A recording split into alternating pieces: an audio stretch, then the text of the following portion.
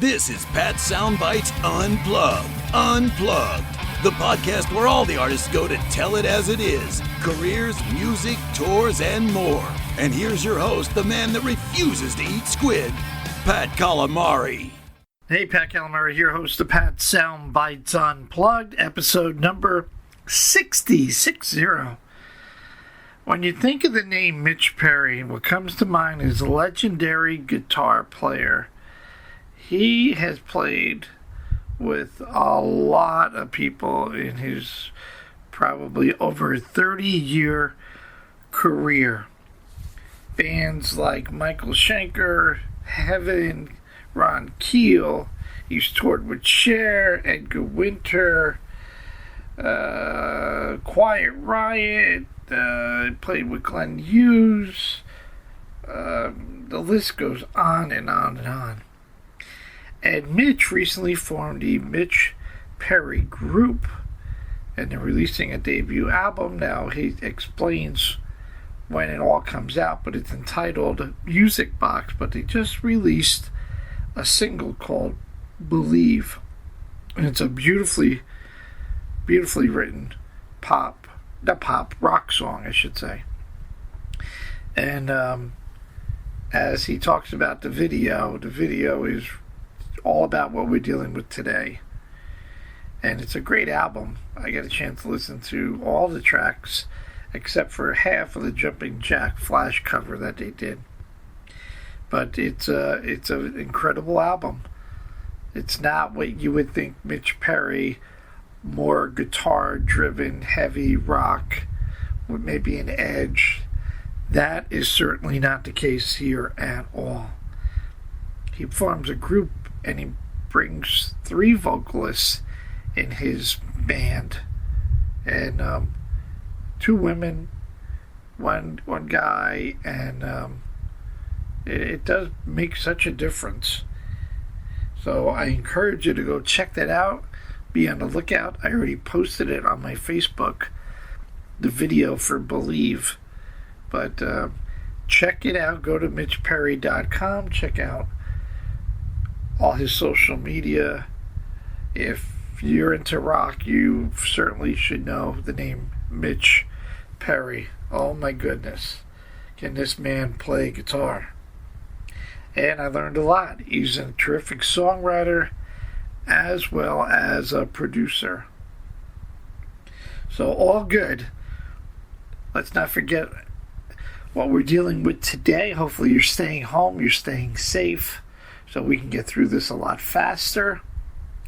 And let's not forget all the folks on the front line, the healthcare workers, the nurses, the doctors, the practitioners, the law enforcement, the fire department, the EMS, the dispatchers, the folks at the stores, the grocery stores, the clerks, the cashiers, the truck drivers bringing the supplies, the people that are essential, that are at work, so we can continue to live the lives that we live.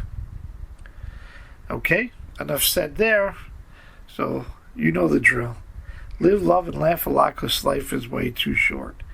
Enjoy the chat with legendary guitarist Mr. Mitch Perry.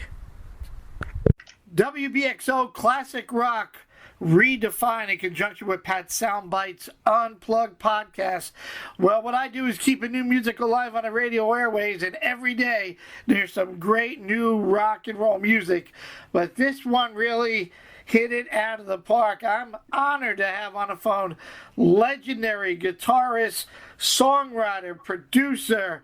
He's got a resume of who's who, everybody he's played with in the last 20 or 30 years, and I've been a fan for years. I'm talking Mr. Mitch Perry. How are you, Mitch? Oh, doing good, man. How about yourself?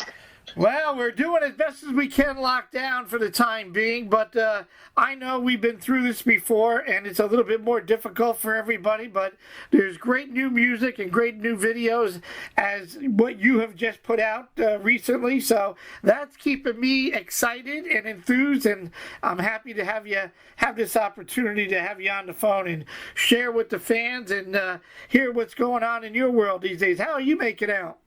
We're doing good. Yeah, I mean, I live here in Hermosa Beach, California, so it's not a horrible place to stuck. But at the same time, we're stuck. We got to figure out. Or it'd be nice if we knew when we're getting out of here. But until then, I guess you look on for the silver lining in any cloud, and that gives you lots of time to peruse the internet for new music. And there's some good stuff out there, including yourself. And oh my God, Mitch has formed the Mitch Perry Group, and the debut album coming out. When's the actual release date, Mitch? Has there been a date? I haven't seen one. Well, we had not even really planned doing that. Okay. We were going to get it out probably around April or May. We hadn't really set all that stuff in stone. I have finished the album, and on our first day of lockdown, I'm like going, man, what can we do to move this forward?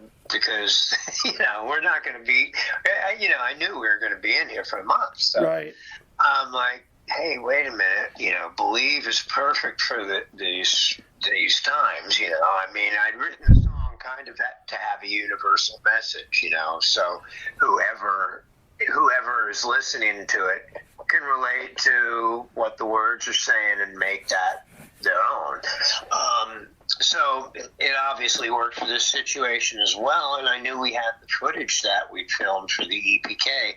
So I called up my videographer and asked if he could, find images and tell the story that the song tells, with a video. And he did that, and it's so great, we wanted to put it out right away. So we can't get any of the records pressed up for hard release right now.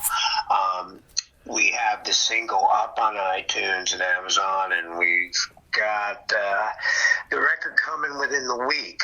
But, as far as official releases or anything like that, we kind of got all kind of turned around by what's going on right now. Well, and I understand all of that. And the album's called Music Box, and it's an incredible mix of great new classic rock. It's got a taste of the blues. It's got some soul. It's got a lot of funk. When people think of Mitch Perry, they think of this guy with the guitar. You played with a lot, Michael Schenker and Edgar Winter, and the list goes on and on. But this isn't one of those. This isn't a Mitch Perry, I'm going to shred guitar all day long. This is really outside the box and well thought out, and the songs and the lyrics and your all-star, I call it a lineup of experienced musicians and 3 vocalists. I mean, I think you hit it out of the box, as I said before. I think you've done a tremendous job, and it's not what, people think, well, Slash, you think a guitar player, but your music is really something to have to listen to. It's very creatively done.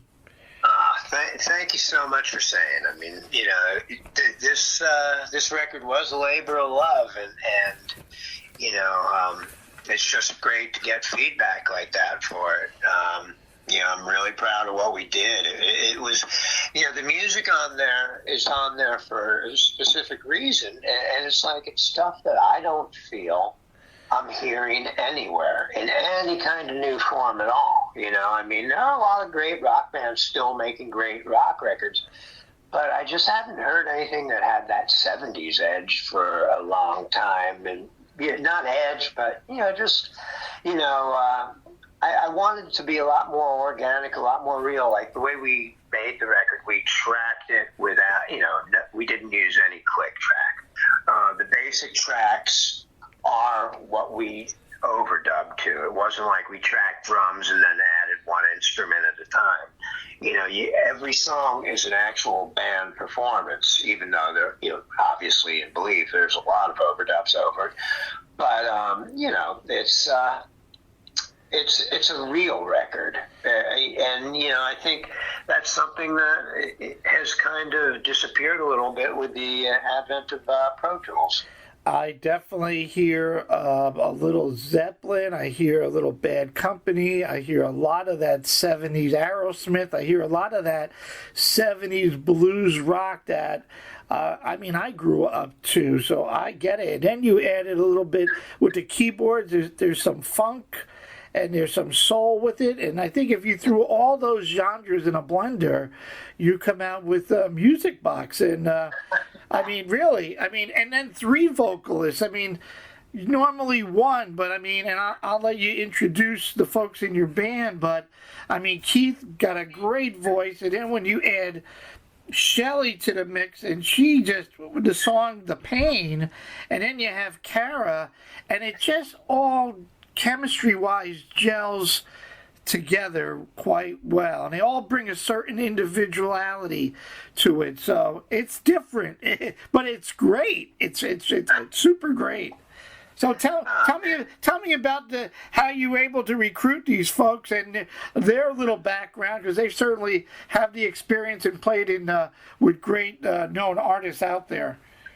Well, it's one of the things I wanted to do on this record is, with the vocals, I did not want to just get a singer who's well known from another band, because you've already got the problem or the stigma of being stereotyped. Right. And that's what people know that singer for. So this is now just going to be another version of that. I wanted to find something fresh, and I do. I've got a couple of days of the week when I'm not touring with Sweet. I play Tuesdays here in LA at the Whiskey at the Ultimate Jam Night, and I also have my own deal at the Standing Room in Hermosa. And we have a lot of musicians come through, and Keith England I met at the Ultimate Jam. He's a veteran guy. He actually toured with the Allman Brothers in 82 and 83. And he also sang with Montrose for a while. An amazing voice, and as you heard on the record, what's great about him is he's got that classic Rod Stewart, Don Henley kind of rasp. Yes. But he doesn't sound like he's some guy trying to copy Rod Stewart or Don Henley. He sounds like Keith. I feel so blessed to have that. Totally agree. Absolutely agree. And you did mention, for the folks that might not be aware, you're performing in the group Suite, the Ballroom Blitz, right? And Fox on the Run, which is all good. And then you got Kara and Shelly, which, wow, man, what vocals. 2 different types of vocals, but boy, the songs that you put them on really fit them well. Yeah, that's kind of how we doled the songs out. Was I do a lot of playing with these guys and girls every week, so I kind of knew where their strengths lay and what would suit certain things, and there were a couple switches on songs here and there, but everybody just they nailed what they did. Kara saying "I Still Miss You," and I think that's one of the best vocals I've heard in years. Absolutely. It's mind-tingling, and like I said, very lucky about that. Yeah, no, that I Still Miss You, The Pain, Wasted Time. What a beautiful ballad.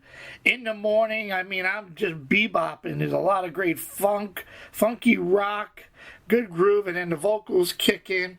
Let me ask you this, Mitch. How difficult is it to write lyrics that you're not going to sing, that you're able to interpret the emotions to the 3 vocalists so it comes across what you were really thinking and translate that?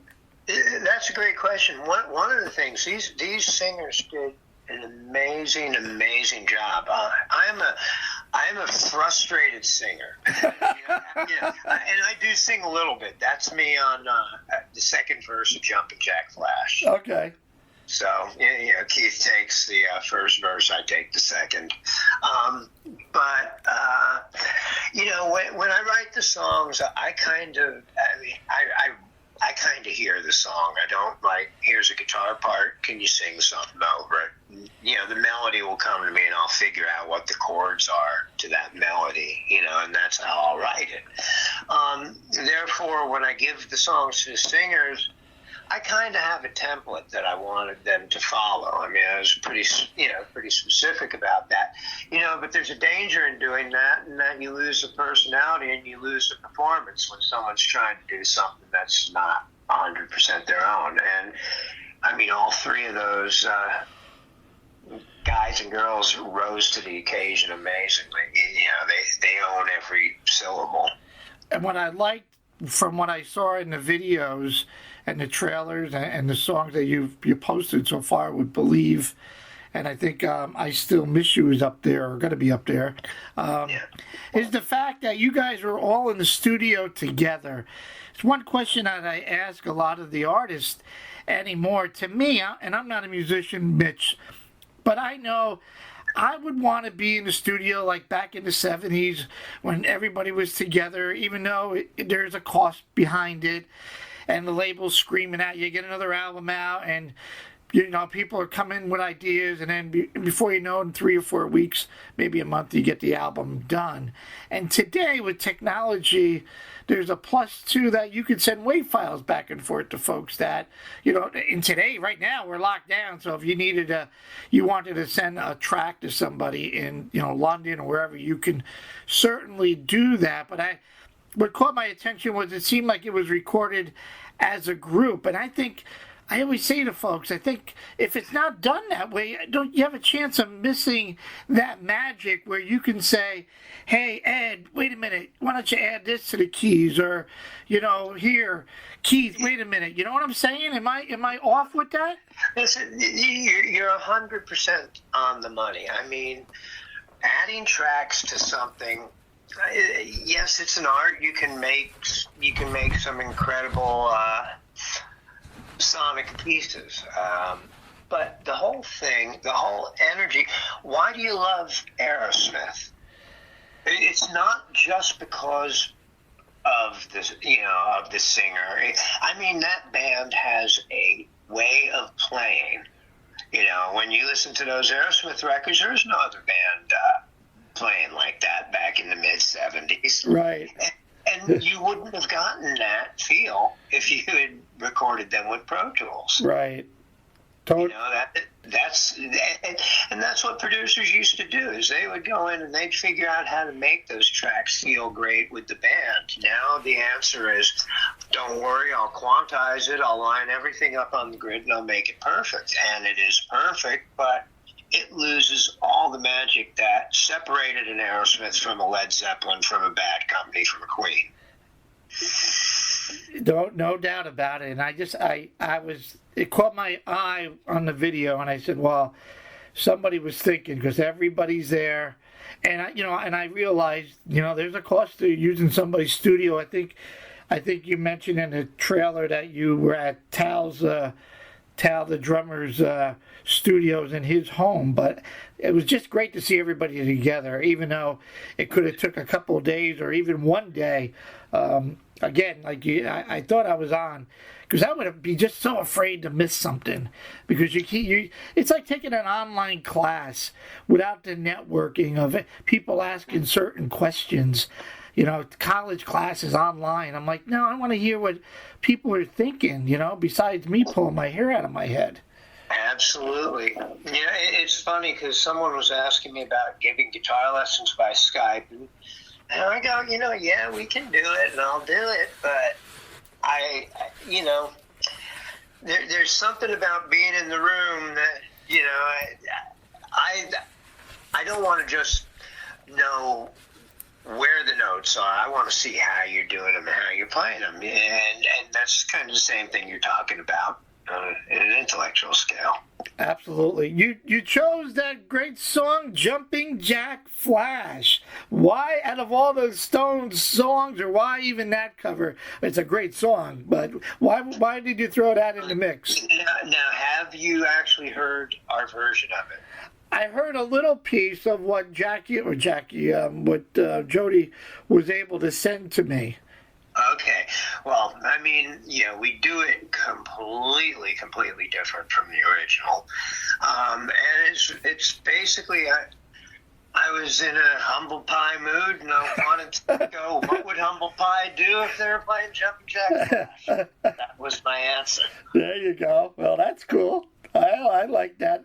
That's even why on that one, Keith and I end up trading the vocals on the verses there.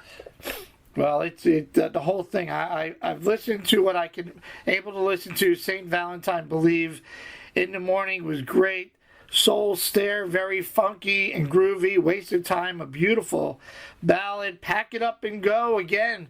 When I think you, and people think you, they think that guitar, and here you were able to, like I said, not to be redundant, but mix a lot of genres and make the songs come out rather well done.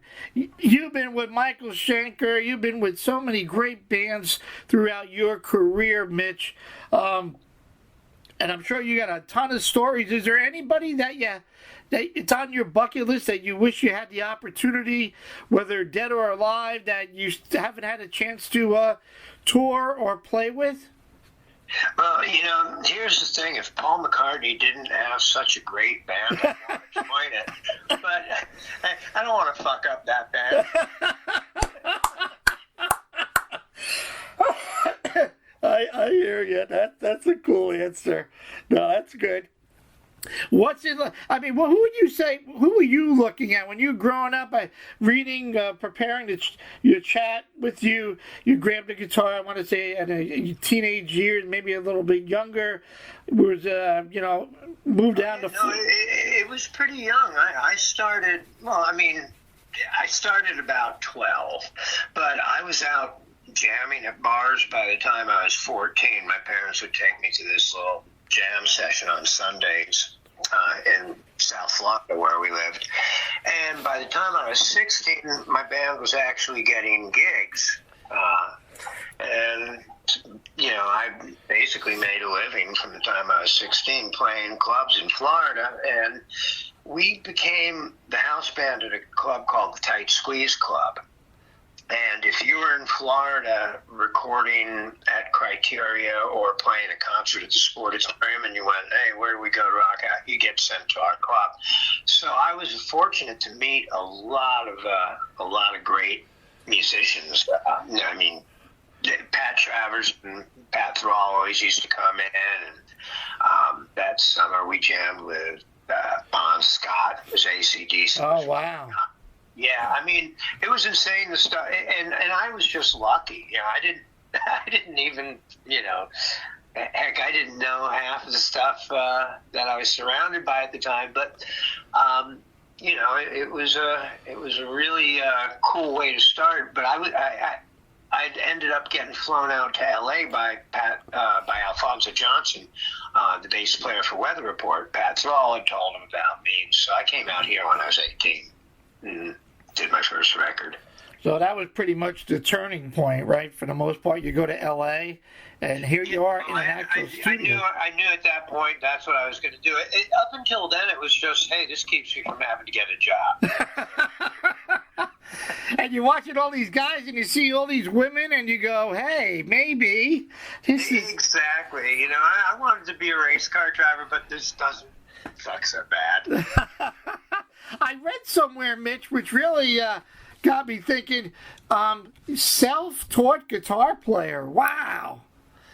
Did you play the records back in the day over and over and just, figured it all out?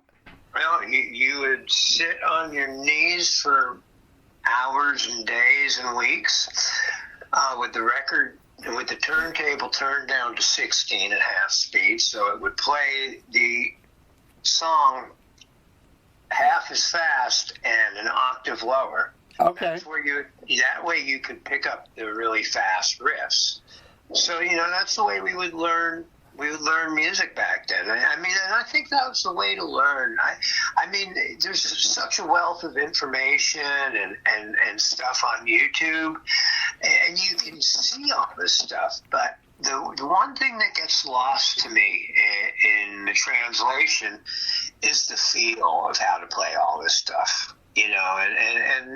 And that's something that, again, like I said, if you go searching for this stuff on your own, you find ways to make it sound special, and you develop a style. When you're taking it off the internet, you're not going to own it the way you're going to own it if you learn it on your own. I like that, and that leads me to the question I've asked a lot of incredible guitarists, Joe Satriani and Eric Johnson, and Billy Gibbons. And how would you describe your tone, Mitch, when it comes to the feel and play on the guitar? I just like it to be warm and comfortable. I've gone the gamut of having 16 space racks that didn't have enough room for all the garbage I wanted to throw into my rig. I've gone from that right back to being happy with a tube screamer and a wah right into my Marshall. And I've kind of gotten to where I think the hands are the most important aspect of the whole thing. I mean, yeah, you have to have the right, an amp, but I don't worry about so much like getting the right, preamp. I want just a straight Marshall, and then your hands kind of shape the sound. Then there you go. Who were you watching growing up? Were you a big Jimmy Page guy, watching everything? My two favorite guys when I started playing were Jimmy Page and Michael Schenker. Wow. Oh, it was funny to wind up playing with Michael because he was one of my first heroes. So that was really, really a treat as well as a cool gig. What would you say in your career, Mitch, is most memorable moment that you could, pinch me moment? I guess maybe playing with Michael, being part of Michael's band. Well, but then there's being at the Montreux Jazz Festival with Edgar Winter's White Trash, and Johnny Lang just opened up for us, and B.B. King standing there getting ready to go on and close the show. And, Gary Moore's watching the whole thing. This was an exciting night. Playing the Adelaide Grand Prix with Cher's band was cool. I'm a race car fanatic, so I like being at the Formula One race with Cher. And it was a definitely one of the highlights, believe it or not, was Cher. Oh, absolutely. Why wouldn't it? And I saw you I read somewhere with Graham Nash. You've been through anybody that's called, and you've been available and worked with them all. What excites you the most about the rock and roll scene today? If there is something that excites you, what do you listen to? Oh, well, I think Vintage Trouble's a great band. I think they're absolutely amazing. What else have I heard that's new? It's I know there are a lot of people complaining about the Greta Van Fleets and the Wild Honeys and all that, but I'm actually glad to see that people are liking that music. I'm not going to go and compare them to the great iconic bands we know, but at least they're putting music right in the right direction again. Absolutely, and it caught my eye, the Greta Van Fleets, and trying, comparing the young guys. Yeah, they got that Zeppelin sound, but I'm happy that they're not Zeppelin. They're doing their own thing, and I got to meet the guys from Dirty Honey, and they got a blues rock thing. So there is starting a more of a move and a pickup, which is something that we've seemed to lost somewhere along the line for the last maybe 5 or so years. But Well, Mitch, I appreciate your time today. It's called The Music Box. The single is out, Believe, and I'm glad that you did a video. I think today's world, we're so visual with, like you mentioned, YouTube, that the thing could go viral, and I hope it does, because I already shared it with my folks on my Facebook pages, and I hope it does, because timing is right, and your folks did a terrific job to match the song with the images of the video. So I wish you the most success, and can't wait to hopefully this thing clears up and we get you on tour. And I'm looking forward to playing a bunch of tracks for my folks, keeping new music alive on the radio for us. Awesome, man. Well, it's been great talking to you, and I look forward to getting past this whole lockdown and making it back to New York and meeting up with you in person. There you go. We get to roll the dice, Mitch, right? There you go. I'm ready. It doesn't get any better than this. Rolling the dice and hanging out with Mitch Perry and his group, the Mitch Perry Group. Go check it out. Go to the Mitch Perry website. Go to all his social media. He's connected there on Facebook and Twitter and Instagram. Go share with everybody the video and the song Believe, and buy it. Don't steal it. Buy it, buy it, buy it. I can't say that enough. Again, thank you, Mitch. We are WBXO. We're classic rock redefined in conjunction with Pat Soundbites Unplugged.